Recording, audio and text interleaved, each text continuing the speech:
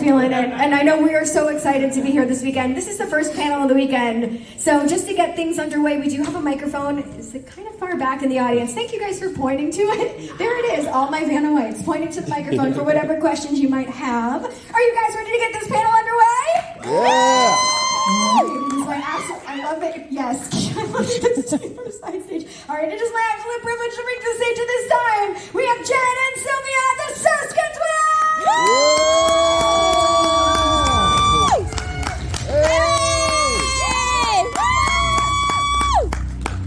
Hello. Oh wow, I'm loud. Yeah. There might be cussing. Fuck, shit, cunt. We got it out of the way. Got it out of the way, guys. That was her first and only question before this. I was once on radio and you couldn't say those words and nobody told me. No, she said them. That was their problem, but a lot of people listened. A lot of people did listen. Did you get people in trouble? It was a college and I'm like, you don't say fuck at college? Like a Weird, you're all adults. Here we encourage it. So, fuck, shit, cunt. Oh my god, that felt really good. Doesn't it feel free? It feels so good. I like this. I'm among family. I'm in a good place. Yes. Fuck, shit, cunt. Oh my god. Oh my god. Should we all say it together? Do you want to say it together? 1, 2, 3. Fuck, shit, cunt. You guys have practice. You're natural. That's usually the time I look at the audience and there's like a 5-year-old and I'm like, oh no, man, there's a baby way back there. And he went, fuck, shit, cunt. And he was cool. Yeah, we're learning things here today, you know? Teach them young, teach them young. Have you guys been to a spooky before? Yes. Oh, yes. Yes, we love spooky. I believe it was 2018, our last spooky. Yeah, we were here with Elvira. And they had a special pop figure that was released, and there was like a pop figure riot freakout. Oh my god, that's right. And then Cassandra walks by and no one pays attention. I'm like, she's the pop figure, guys. She's the pop figure. She's the queen of the pop figures. She is. I remember that because it was like It's the crazy. special orange dress with like the Yes! But we survived, guys. We did it. We did. Yeah, that was a wild weekend. Well, welcome back, guys. Thank you for having us. And thank you for everybody who was from 2018 who's here now. Yeah. I loved it. Yes! Welcome back. And then we had a really good time at the VIP party with y'all. We'll do it again tomorrow night. We're ready to go. You guys are ready to party? Oh, we're ready. Yeah. Always. Yeah. I feel like we're already partying. You guys, like, your energy is like amazing. This is so great. So I want to know, out of curiosity, obviously, like, you guys travel around. You get to go to a lot of these conventions. What's your favorite thing about coming to conventions? But how about your favorite thing about Spooky Empire? The people. I know it's dorky, but like we started in theater, and when you did something, the audience was right there. But when you work in film, you're like, you kind of have to seek your audience out, and you see people, and you're like, what did you watch? American Mary? Oh, sick. Elevator? Ah, that's so neat. You know, like See No Evil 2. I'll tell you a Kane story. You know. At the end of the day, we work for you guys, and the people we usually like work for, they're the fuck shit cunt motherfuckers. I like some of my bosses. I do. I like my current boss, but before that, they can all, go to hell. I don't agree. But I will say that there's a lot of criticism when you're doing that. So, but when you come out with the fans who actually like what you've done, you're like, oh, this is very refreshing to hear. And it feels like being popular in high school this time around. So it's very, very nice to come to these horror cons. Especially this one. I got hugs from everyone. Sometimes people were like, give me the Wakanda symbol, or like, no hug. No hug. They're like, you came too close, you're getting a hug. But if you guys have been to our table, we never stop hugging you. We kind of just like rotate, and we're like, that's enough time for another hug. Yeah. And Doug Jones is here too. Has anyone been hugged by Doug yet?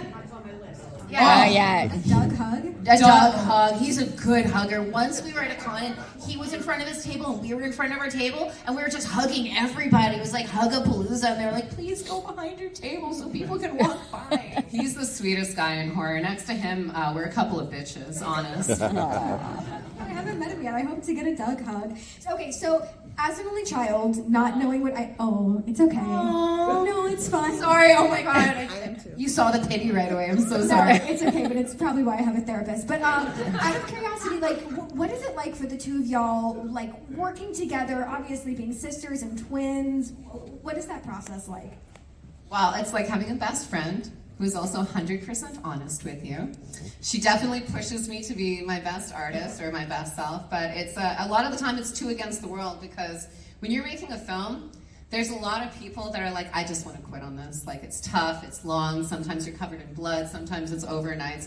But I know that there's always one person who wants to see it through to the end, as much as me, the entire time. Because we stay longer with the project. I mean, we're there in pre-production, we're there in production, and then we're in post-production. And then after that, whatever we've made, we talk about for eternity. So it's really nice to have like my partner in crime. It's, we call you people singles.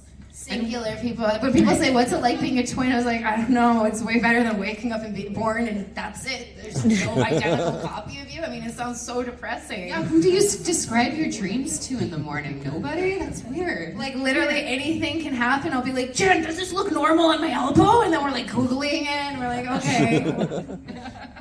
But it's awesome. It's so great. In school, they told us that we'd never be able to work together, and we showed them. No, it's the coolest experience, and we can divide and conquer, and then we can like have full conversations just by like looking at each other, and people are like, did you talk about me? I'm like, no. No. I looked at her about you, though. I mean, she knows. So did your love for horror also like develop together, or did like one of you introduce it to the other, or how did that happen? I blame my mom. My mom was a huge horror fan, and she had every Stephen King and Anne Rice novel. Those vampire books, those were my Twilight. Naughty, naughty books for children to be reading in hindsight. But it all worked out. I didn't know until we went out into the real world that you didn't just watch Hellraiser with your mom. My mom's cool. Yeah, because mom would always watch horror movies, but we weren't allowed, and we wanted to hang out with her mom, and I remember she'd close the door, but she'd leave it open a crack. And then we'd go to the crack as quiet as we could be, and we'd watch it, and then if she got up for a snack, she'd see us, and we'd be like, and then she'd be like, how much did you see? We're like, nothing. I used to think that Poltergeist was my first horror movie, but it was Altered States. And I didn't realize Altered States was a movie and not a nightmare that I was having as a child until our dear friend Dick Smith, who was the prosthetic artist, passed away. And I was at his memorial service, and my nightmare started playing, and I was like, holy crap, it's real. But yeah, repressed memories are real. I repressed a lot of that movie. And I remember asking mom and dad about it, and they're like, oh, we did have it on the background, but we didn't think you were watching. Like, if you haven't seen Altered States, it's an anti-drug film, let's just say. All right, so you did mention that you had some Kane stories. Is there any Kane stories you can share with us? oh my gosh. Okay. So Jen and I are the biggest wrestling nerds ever. Me too. Oh, yeah! Yes. Yes! Yes! Oh, dear Yes! God. Okay, Yes! let's go. Yes! That's so okay. So we started watching wrestling during the Kane introduction of storyline, which was one of the best storylines ever. And then after we made American Mary, we were like super popular in Hollywood for half a second, and they're like, oh, let's get them to do a movie for the WWE here. And then my agents were like, girls, please keep an open mind. It's Kane, and in the original script it was The Undertaker. And we Ended with The Undertaker. All I could think is, I'm gonna meet the fucking Undertaker. We were so excited, and then they're like, Undertaker can't make it. We're like, fuck! How can you not make it? He works for you. That's, whatever. Okay. I'm not bitter about it at all. So, Glenn, Kane, Jacobs, they're two different guys. I didn't know they would be two different guys at all. I totally, what is it when you are too nerdy about wrestling, you mark out? That was me! Yep. I wouldn't know because I've never been too nerdy about wrestling. And you can see, the only time you can get time off when you worked for the WWE back then was if we were doing a movie. So Glenn was like, I need time off. They're like, guess what? You're going to Vancouver for See No Evil 2. And he's like, fuck. But he doesn't swear. So they sent it up there, and he'd grown his hair, and everybody was like, it would be easier for our days if his head was shaved. And I was like, oh, that's fine. And I didn't know he didn't want to cut all his hair off for the movie.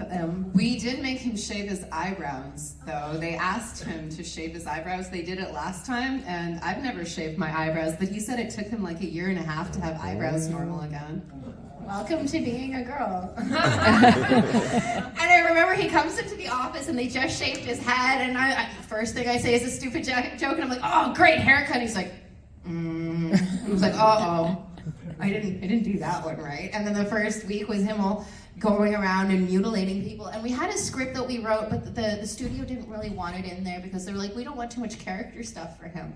At one point he's like, I don't do anything in this movie but stab people. I wish I talked. And we're like, oh, that's so cool because we wrote all these scenes where you talk. And he's like, you wrote scenes for me to talk?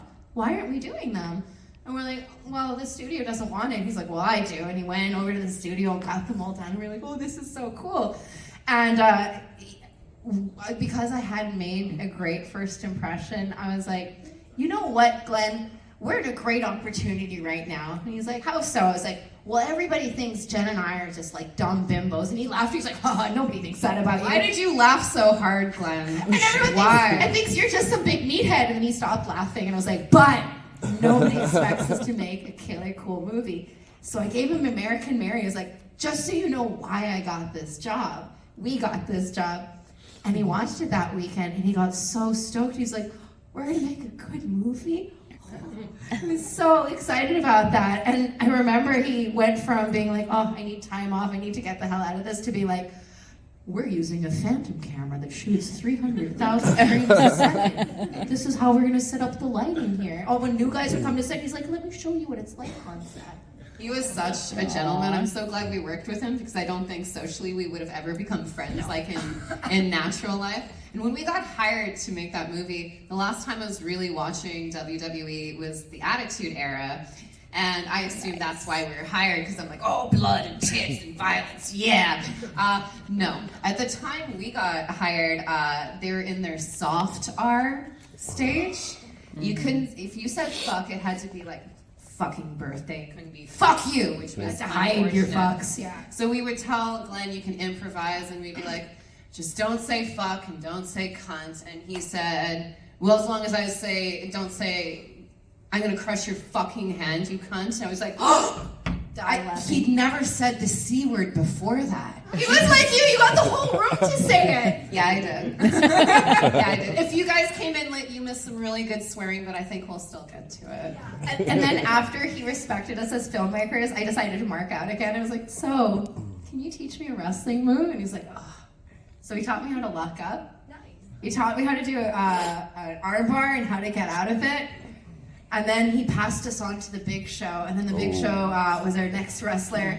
And when I went on set, I was like, oh my God, Glenn taught me how to wrestle. And he knew me pretty well, Big Show. And he's like, oh, she's not that athletic. He's like, I'll teach you how to do a chop. Which basically, you make some air in there and you go, and one of the stunt guys actually went over to Show and they're like, hey, can you hit me as hard as you can? Let's just see how it, and he's like, I don't want to do that, bro. And he's like, no, hit me. And then after a 14-hour day, the stunt guy went over to me. He's like, hey, you want to see something? I was like, sure. He opened his shirt. He had a handprint. Oh, he had it all week. This big Show handprint on his chest. Respect. Yeah. Okay, so outside of, let's say, Kane, Undertaker, and Big Show, who are your favorite wrestlers? CM Punk. CM Punk. Yes! CM Punk, once upon a time, picked up our movie Dead Hooker in a trunk and tweeted about it. And our Twitter started to go insane. I won't call it X. In case Elon's in here, it's still Twitter, because what do you can't tweet to people. Do you X to people? That's like porn. I was Xing everybody. That's a different social thing. But he tweeted about it, and we started getting a whole bunch of followers and retweets, and I didn't know what right away, and I was like, oh no, are we being canceled? Did a boobie come out some point? Could happen. And he gave actually our movie American Mary to everyone backstage, and when we were making a movie with Glenn, he's like, how the fuck is it not me making a movie with you girls? And Vince McMahon hates happiness. Yeah. If you haven't seen the documentary yet, spoiler alert, he doesn't like the wrestlers to just go off and, be bigger than the WWE. So we really wanted to work with CM Punk. Natalia's awesome. She's such a legend. Every time I meet her, she reintroduces herself to me, and I'm like, oh, you're Canadian. You're like God up there, basically. We know who you are. The late, great Bray Wyatt. Oh, Bray was one of the best. He was such a good man, and I'm such a gimmick fan of the gimmick wrestlers. When they seem like athletes, I'm like, nah. But if they're like the Undertaker and they like come from hell, I'm like, yeah, that's my kind of. Goldust is amazing. Dear friend, he's such a great guy. Mark Henry, he's an absolute darling. Sexual chocolate. Mick Foley. Oh, Mick Foley is amazing. I got married by Mick Foley. No! She was in my wedding. I know. I'm so sick of hearing that. Yeah. Oh my God! Isn't he the greatest human being ever? I remember we were at one of these Make-A-Wish things because the WWE, like I think John Cena's made every wish in the universe possible at this point. And he was asking me, Mick, what my favorite match was, and I was like, Hell in a Cell with you and Undertaker. And he's like, you should hire my daughter. She's a great actress. And I was like, she was like the one that was crying like during the thing. He's like, oh, that was acting. She's seen teeth go through daddy's face a lot of times. She don't care. She don't care. And it's like, that scarred me as a child, that your daughter and your family were crying. He's like, no, they don't cry when daddy gets hurt. Shawn Michaels, The Heartbreak Kid was my first one. Boo. Sorry, she picked Undertaker during that, whole thing. Undertaker chose me. Yeah, but Shawn did win. He climbed out of the blood and just... After Kane beat him, okay? Agree to disagree? It's wrestling, it happens. One of the only wrestlers I haven't met that's one of my favorites is Stone Cold Steve Austin. Yeah, he seems amazing. Anytime he takes a picture with his kitty, I'm like, oh, love a tough guy who likes kitty. I censor myself. That's the word you decide to be like, I'm going to be a lady now. No, I will not say pussy. I love it. So before we get to questions from y'all, I'm just out of curiosity. Obviously, you guys have this really freaking cool signature style, and so how did you guys develop this style, or is it just something that happened naturally? I think it's something we can't get rid of because, like, I remember after we made Dead Hook in a Trunk, Eli Roth was like, just make a straightforward horror movie. And so we made American Mary, and it's like, no, we can't make a straightforward. We're just too weird. Like, I remember when we showed my mom Dead Hooker before we did our world premiere, and she was really quiet and upset after she watched the movie. She's like, please don't show anybody this. And I went, Mom, why? And she's like, your dad and I get you and we love you. Other people are gonna see this and they're not gonna understand. We grew up loving Rodriguez and Tarantino, as you do, and way back then, it was a dream to be discovered by the Weinsteins. And I really, really wanted to meet them until someone's like, never, no. They don't find female talent. They do, and but they don't promote them. They don't really make their movie careers, and I think it's because we love comic books and video games. We just kind of put all of that shit into our style. Yeah, you'll always see us like kind of remixing like Silent Hill and Resident Evil. Yeah, like Tarantino like hacks international films. We hack comic books and video games. Sometimes we'll put a whole movie around a kill. Like I had so many friends that were survivors of sexual assault, and I was like, you know what I would do to them? I was like, I want to hang them in a storage locker and mutilate them until they're a little stub. And that was the start of American Mary. I was like, what a brilliant movie. Very cool. All right, so if it's okay with you guys, let's take some questions from the crowd. I know the microphone's pretty far back there. That's all right. Yeah, I know. I'm so sorry. Shout out for everyone walking to the mic. Yeah. The real heroes of the con. Yes, red shirt. Yes, you made it to Mordor. Oh, yes. What's your name? Steven. Hi, Steven. Hi. Well, we met in 2018. I'll talk to you later. I haven't get to the room yet.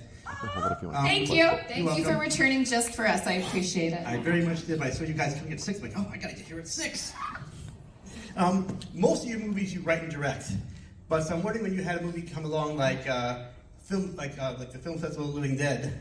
How do you approach that, since that wasn't something you wrote, you actually only directed it? So when you see something that's not your script, but just, how do you approach something different than that, and something you actually really your baby that you write? Well, we were very blessed with the writers for Festival of the Living Dead, because a lot of people thought we wrote it, and when I read it, because we get sent a lot of scripts and they're like, oh, it's so a movie for you and Sylv, and then I'll read it and it'll be like, oh, you need a female director because this is offensive, or you don't understand my work at all if you think this is something that I like. But has a show of hands who's seen the Festival of the Living Dead? Sick. Y'all might want to earmuff yourself. You know that, okay, I will censor the ending. The part at the ending with the character named Blaze, when I read that, it upset me so much that I was like, oh, I have to make this movie. That's like the ending of American Mary. It's one of those feel good until it hurts kind of endings. I thought these girls were very, very talented, and Romero, unfortunately, is not with us to tell us what he wanted and what he didn't want, and they were very true to his work, and it was like a love letter. And we got to do a love letter to David Cronenberg, so to be able to do one for George afterwards, and have the George A. Romero Foundation have support of us too. It was amazing. It was a huge, huge honor. It was crazy because at the moment we were watching all of the Living Dead movies because we were going to do our own zombie movie, and then someone sent us the script and we're like, you're kidding me, right? And because we had worked making Rabid with David, we were like, okay, the first thing is to make sure that George and what his work was is properly respected. And there were so many times on set we would be praying to George and be like, please let this work out. And we had so many storms on set, like freak storm after freak storm. And then when we met Suzanne Romero, we were talking about praying to George and the storms, and she started to laugh, and she's like, every time he worked, there'd be a storm. And I was like, oh! Where's the film? So he was watching us! Yeah. Where was it filmed? I don't know. It was filmed in BC. It was filmed in a place called Jamestown, which is a farm, and it had enough space that we could erect a 15-foot effigy and set it on fire, which was cool. We needed to, and also I wanted to do it practically. We did as much as we could practically, and they fought us tooth and nail, and I was like, George would never have done, and George would never. George would never. Thanks. And Rabbit is my favorite film of yours. Oh, thank you! It's so amazing. I can talk about that later, but I gotta go. Thank you! You have excellent taste. Mwah, mwah. Next victim, please. How's it going, ladies? Very good. Doing well. I want to talk comic books for a second, because I'm a big comic book nerd. Sick! Could you talk to us about your next book for the Rippaverse, Blood Ruth, and how horror it's going to be, and how it's going to differ from your first book with him, Yaira? Thank you so much. Well, for those of you that are unfamiliar with the Rippaverse, our boss, Eric July, is a huge comic book fan. He'd always be talking about DC and Marvel, and at one point they're like, you should do your own comic book. And so he did. And he got like a Kickstarter, but it was going through his website. The first book made $3.2 million. 7. The second one made 2.3. And after that, in the very first comic, he had a character called Yaira. And because he was such a fan of our Black Widow series for Marvel, he was like, oh, I don't know if they'd have time, but maybe they would write it. And Yaira was like an insane success. She's like a pissed off Wonder Woman with like ice powers. And that book made $1 million in one day, and I think it ended at 1.6. First females to do that. Anyway, so book 2 had this really cool character called Blood Ruth, who is a blood witch, and she was for kind of the introduction of horror into the Rippaverse, and Jen and I were like, oh, I hope we get to write her too. And then all the fans started saying, well, you got the horror directors, and Eric was actually going to write Blood Ruth, and then he was like, nah, I gotta give it to them. Of course they get to write it. I will say that there's a lot of T and A in Yaira's books because she's very confident about her everything, and she's very aware of what she looks like. She likes to be worshipped. She's a super feminist. She's like, look at my tits. Yes, she's that kind of feminist, the best kind. And Sydney Bloodruth, we like to joke that she's a rated G character in a rated R world. She's very inspired by Buffy. She's very inspired by Blade. She's very inspired by every horror movie ever, and she also, in her book, there's not only references to horror movies, but references to the Bible and legit demonology and legit magic. It always bugs me. Like The Craft, I love that movie. I mean, who didn't stiff as a board, light as a feather their buddies during a sleepover? And if you didn't, you're lying. And if you haven't tried it, definitely do. I swear, like half the audience must have had a coven in high school. Yeah, I feel that's what we girls did instead of bands. We're like, do you want to do like some witchcraft? Let's get a Ouija board. Let's do this.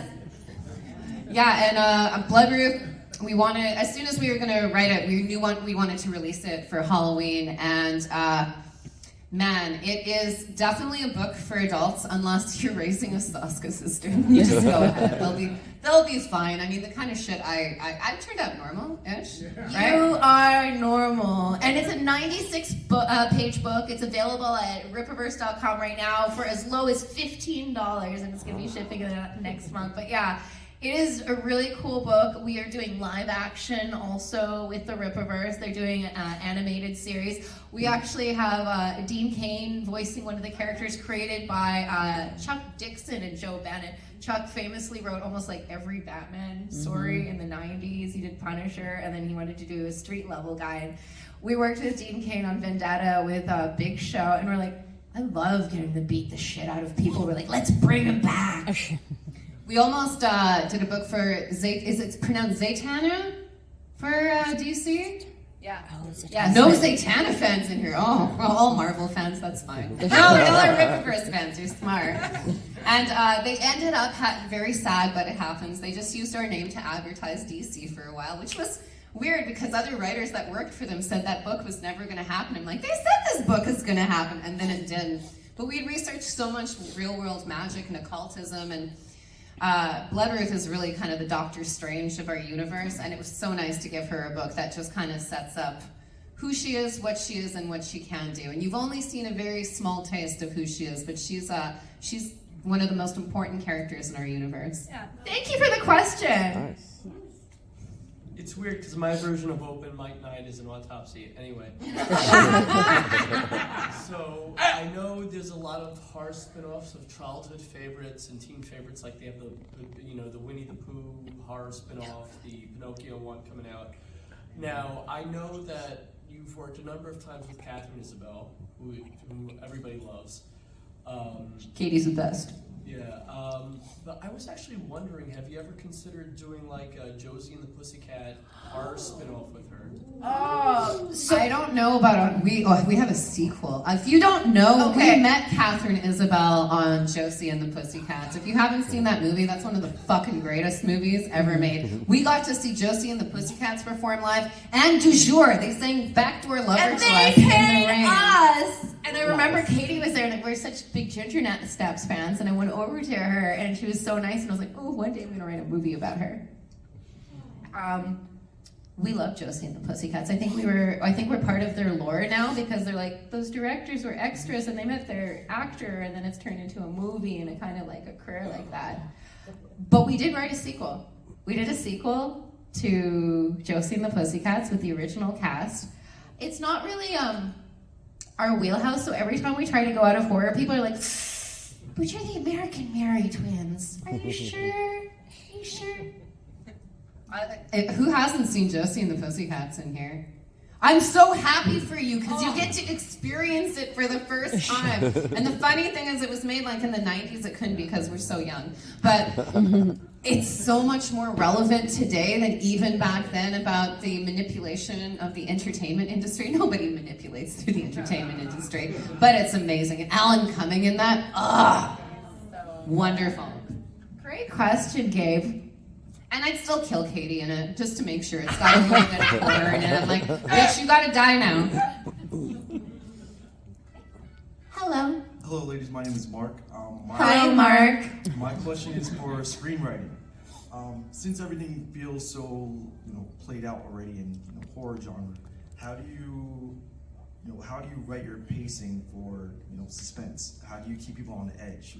What's that look like when you're sitting in the writing room, or do you go someplace to get that inspiration to make it make sense when you screen? When you're writing, then you direct, and then in post, bring it all together. That's an excellent question. I am very lucky that I have a partner that I always work with. Who? You should meet her. Fucking kill them. It's you, babe. It's you. So the first thing we do is we write, put a line on a piece of paper, break it into a 3-act structure, and we do it from the basic mathematically. So the middle of Act 2 is the most depressing, horrible thing that happens that pushes your character to change, or whatever action needs to be done that thrusts you into the 3rd act. On page 12 to 15, I'm talking about like a 90-page script. By then, you've introduced your world, your characters, boom, now you introduce your problem. And then I guess 45 would be the midway point, so about 60, 70, you find out whatever catalyst is going to bring you into the epilogue that the thing ends with. It depends on the kind of style of what you're looking for. A lot of the times, I'll just pick specific scenes that I know, and then I kind of like bullshit to get to the point that I need to. I find a lot of the times writers will get stuck because they're like, I don't have a perfect scene after perfect scene after perfect scene. It's like, but I know what like Act 2 onward's gonna be like. And then you're like, well, just write the shitty stuff and get to the good stuff that you understand, and then go back and edit it. Because procrastination keeps us from getting words on the page, and getting words on the page always means you're being productive. Even if you've written crap, you can be like, oh, I know why this is crap now, and you get a good idea. I'm also a firm... Thank you. I'm a firm believer in that you need to take art in to be able to put it out. Sylvan and I watch every horror movie, and if there's something we haven't seen, we write it down and we watch it. And sometimes it's something inspirational or something, you'll see something and you'll just be like, I'm a better director than that, and that's good for my confidence. They did not land that. They did not land that. I would say every horror movie is 3 great kills and no shitty ones. And when you are doing this at a professional level, and I wish someone told me this, write a scene that's so over the top that they're going to attack it and take it out. Because there are people that have no talent that somehow end up in the film industry, and they feel they have to say something to justify that they have a job there. And what they do is they criticize your work and they try and take it out and change it, and not even to make it better, just because they're like, oh, I would have done this. And I'm like, well, you're not a director, you're just an executive, so I don't know why you have an opinion at all. And I have learned, and we've done it in more recent films, we put in a scene that's so over the top that they're like, we can't do that. And we're like, no, it's the most important scene in the movie, I'll die if it's not in there. We really want it. And then I'll try to rewrite it, and it's even worse, and then eventually, they're just focused on that one. They're not So you looking can at get the rest of the along. movie, it's all mind games. Also, go with what actually scares you. If there's things that you feel that actually scare you in real life, when it's coming from a natural place, it always feels more natural. And also, if you're writing with the intention of making a movie, Robert Rodriguez it. Look for stuff like, do you have a friend that has a restaurant? Does your friend have a kid or an interesting dog or a car?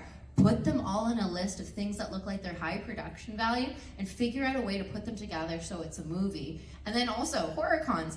Everybody here is pretty nice. Talk to somebody and be like, hey, can you be like a Zoom cameo? And then, whoa, all of a sudden you have a name in your indie movie and people will be excited about it. And horror fans are the coolest, most supportive, wonderful community ever. I mean, there's a lot of other genres, but horror cons, horror people are the way to go. Aww. Yeah, you are! Follow your stupid fucking dreams, my friend. That's what I did. If I can do it, fucking anyone can. Really quick to follow up on their question, where's been like the most like unique or eerie place that y'all have ever like pulled inspiration from? Like a physical place? We did shoot 2 movies in a closed down mental health hospital.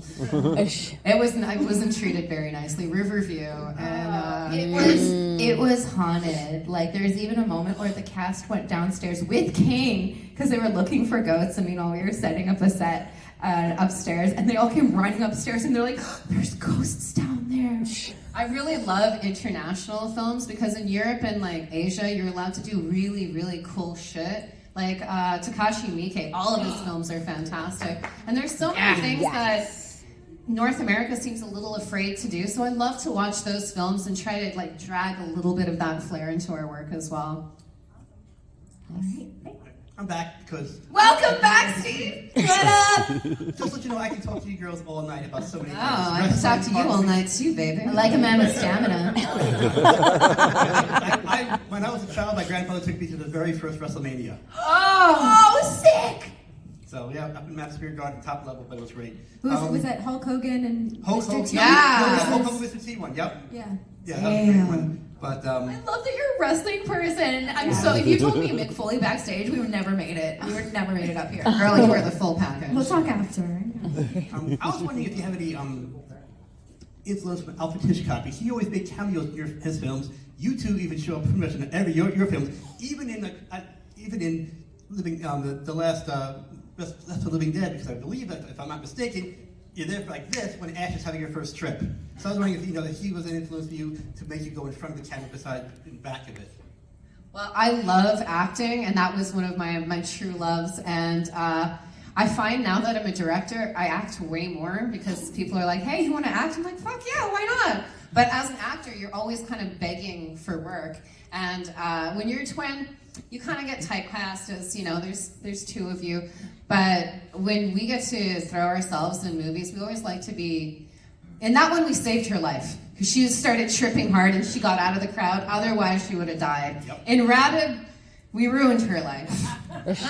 We really, really did. And I guess in Mary, we saved her life. We really helped her out. We got her Berlin famous. twins were nice to Mary. Yeah. And in Dead Hooker in a Trunk, we didn't have any money, but we knew the two leads were going to get beaten the crap out of the whole time, so we're like, we'll just play that. That's how you find actors who don't complain. You make it yourself. You tied me to a truck and drove down a street. I would have rather played badass, so that's tough.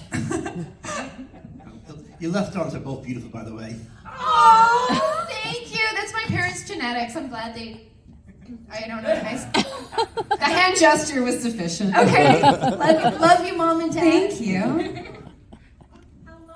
Oh, it's a bit high. Hi. Hello. Hi, I'm Jenna. Hi, Jenna. Thank you. Steve, that a boy. Steve. I got two questions. One's kind of smaller than the other. The smaller one. That's what is- she said. Ah. Sorry. No, Go that's ahead with okay. your question. Is Dr. Alan Grant in American Mary a reference to Dr. Alan Grant from Jurassic Park? Was that an accident? Yes, absolutely. Sam Neill is one of the greatest scream kings of all time, and I just absolutely love him. Oddly enough, we had an actual doctor named Dr. Grant, not Alan Grant, but we never gave a shit about him, and he thought we hated him because we made the movie, and I was like, hello with your ego. It was just hard to name characters, but Dr. Alan Grant was another one, and we loved Entourage, and I loved the character Billy Walsh. So one of them is Billy, another guy's Dr. Walsh. Billy's actually part inspired by Clive Barker. I remember before we made the movie, we named a character after you, Billy Barker, and I remember he's like, ooh, is he a bad guy? And I was like, yes, Clive, he is. He's like, oh good, I hope he's a bastard. That's really lovely. The second question is, I'm sorry I came in a little late, so if it's been asked, just skip it. Given that filmmaking is such a collaborative effort and you guys work so closely together, what's your creative collaboration process? And then if there is creative differences, how do you overcome them? That's a good question. Well, Well, when we are working together, the first thing we do, if we're starting something from nothing, we'll throw ideas back and forth until we're both passionate about it. But let's say she doesn't like an idea, it's not going, and if I don't like an idea, it's not going. And we usually fight over what our favorite scenes are, so I'll be like, okay, well, we've decided what's gonna happen, but I want the beginning and that kill. And she's like, okay, well, I'm gonna take the ending and that kill. And just very careful, we take each piece. And I bet if you watch our movies, you wouldn't be able to guess who directed what. If something terrible happens, it's usually this guy over here. If something really funny happens after the terrible thing, that's usually me. It's the Joss Whedon inspiration in there. You're trying to keep him to walk out of the theater. I'm just like, sit there and cry. Or comedy or Siamese twins, really connected by an uncomfortable laugh. Yes, Is ma'am. that right? I think that's a Hitchcock quote, actually. Someone Google it. I'm sure it is. I'm sure it is. Jen's very detailed oriented, so she's completely in charge of the prosthetics, the everything, a lot of the behind the scenes, getting things together, because I will stay on set with the DP and the actors, mostly number 1, 2, and 3 on the call sheet. I do care about all the actors, I really do, but I'm just so tunnel visioned. I don't even think of them as their human names. Like, I remember when I made American Mary, I only called Katie Mary for months, and then after we wrapped, she's like, please call me Katie. I was like, okay. Also, when you're making an independent film, most of our films were made in only 15 days. No, but there's no stopping. Wow. There is just no stopping. And if we don't shoot it, they're always like, oh, we'll do it in reshoots. I'm like, that means it's gone. It's dead. It's dead. So just improvise, just change it around. Syl will never leave set. She works intimately with the DP and the first. Heyo. And the first. That's what she said. Okay. But the number 1, 2, and 3 on the call sheet, if you've watched a lot of our movies, those people suffer the most. They suffer so badly. So sometimes I remember Katie was really disturbed by Dr. Grant hanging in the storage locker, and I just thought it was a good time. I'm like, fuck this guy. And she's like, it looks a lot like David, and I like David. And I was like, oh, it's not David, though. It's Dr. Grant, and we hate him. It's okay. But yeah, they go through a lot of emotional stuff. Danielle Harris, who's maybe one of the greatest actresses in the world. Danny's the best. She was wanting to have a baby at the time we were working together, and we're like, well, you could have done it now. And she's like, I don't want my baby's first experiences are me fighting for my life. And I'm like, that's why you're ready to be a mom and maybe not yet for me exactly yet. But they, our first number 1, 2, and 3, like, you are very, well, You're like dad on set, and I'm like mom. Jen's mom. Jen's dad, mom. I'm dad. Yeah. You, no matter what, I'm going over there. I'm talking to you. I'm hugging you after every single take. Sylv might not even acknowledge you, and I'll just be like, you know, she's very happy. And they're like, is Sylv happy? She's not smiling. I'm like, she's very happy. Okay. But she's happy. You could tell sometimes instead of saying cut, I'll just go, fuck yeah! And they're like, is that a cut? Yeah, Dean Cain has a story like that because he's like, I didn't know if we ever cut because I just heard, fuck yeah! My favorite thing is, I'm pregnant now. That meant it was, start that take. That's the one going in the movie. Well, Jen and I started as background actors, and if any of you guys have ever been an extra, you know that the crew and the team might not necessarily treat you like you're human. And I remember we had a 16-hour day on Smallville, and all we were doing is a dancing scene over and over again. And towards the Halloween with the All-American Rejects. Yeah, we're like two little like slutty Greek girls. Anyways, I remember the Wrangler came over to us, and we're all tired, we're all hungry, and she goes, "Shut the fuck up! Shut the fuck up! All of you, shut the fuck up and smile! You're on Smallville, the happiest place on earth." And I looked at Jen, and I was like, "Fuck."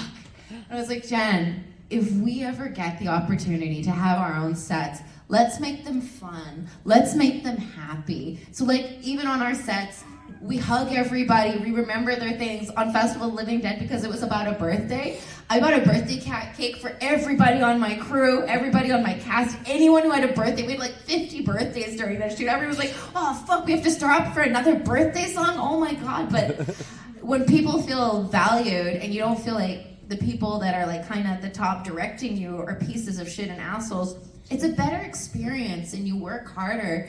Like American Mary was shot in 15 days, but on the 16th day, everybody showed up and we shot everything we missed for free. Like that's indie filmmaking, and that's by earning people's respect. And I respect the fuck out of my crew and the cast. Like what we put them through is savage. But I think it's because of our attitudes, they continue going. Like, I won't say which movie it was, but we made a movie and it was troubled and it was gonna go down. Dude, which movie have we made that isn't troubled? You know which one it was though, right? Don't. Oh. Yeah, that one. That was a case of the missing budget. They were all troubled in different ways, and I'm like, oh, that one was trouble. That one was like stand in front of the firing squad troubled and be like, no, I'm protecting the art. And our stunt coordinator, Laurel Lash Chartrand, who actually mentored us and got us into filmmaking, he was our coordinator on the production. And I was like, oh, fuck, everyone's gonna walk off. And he's like, nope. Not until you guys do. And I said, what? He's like, everybody here is because of what you guys are doing. All this other stuff is bullshit. You decide when we leave. So are we leaving? Are we gonna see this through? And I was like, we're gonna see this through. And thankfully we never disagree about anything. So never comes up. I don't know what you're talking about. Never!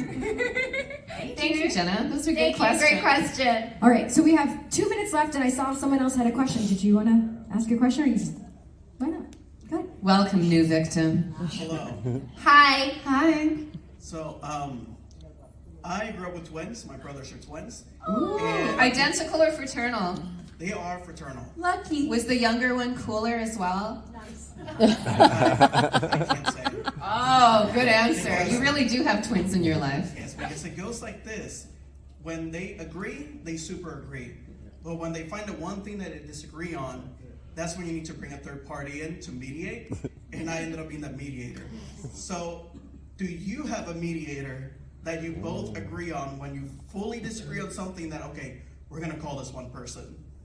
Oh, that's usually the editor. And we choose our editors very, very well. And, you in production, pre-production, you can do whatever. In shooting, you get what you get. But editing is really where the battles are won, because you can make or break a film there. And sometimes, which is difficult, we're both right all the time. But sometimes we're saying different things, and that's where the conflict often arises.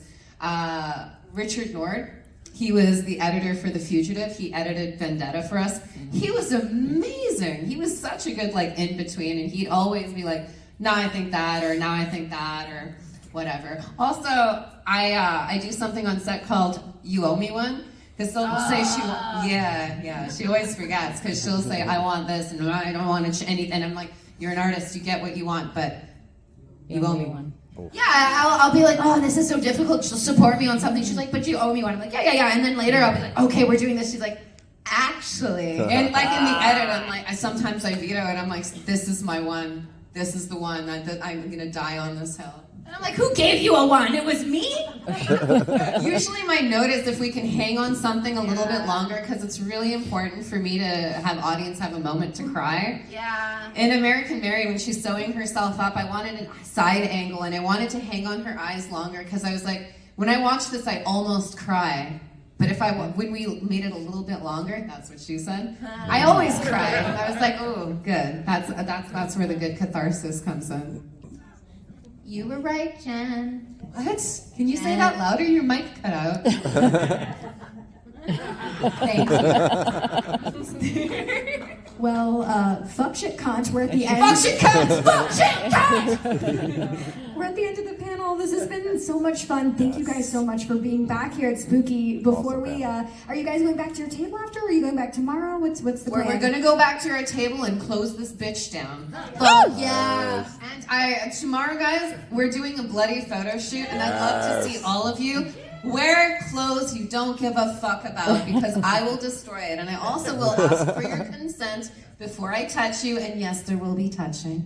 It sounds like the lawyer briefed you on that. Okay, Jen, I like these bloody photo shoots. They seem like a lot of fun. You just Once a normal person actually watched the video we did, and it's like, you're like grabbing like tits and putting your hand on their dick, and I'm like, these are my fans. These are my friends. I would, you know, when Roberto Benigni, he won for Best Actor, and he said, I wish I could lay down and make love to all of you. That's how I feel about my fans too. But I'm not an Italian guy. I love you guys so very much, and I can't wait to molest you with blood. Well, on that note, thank you guys so much.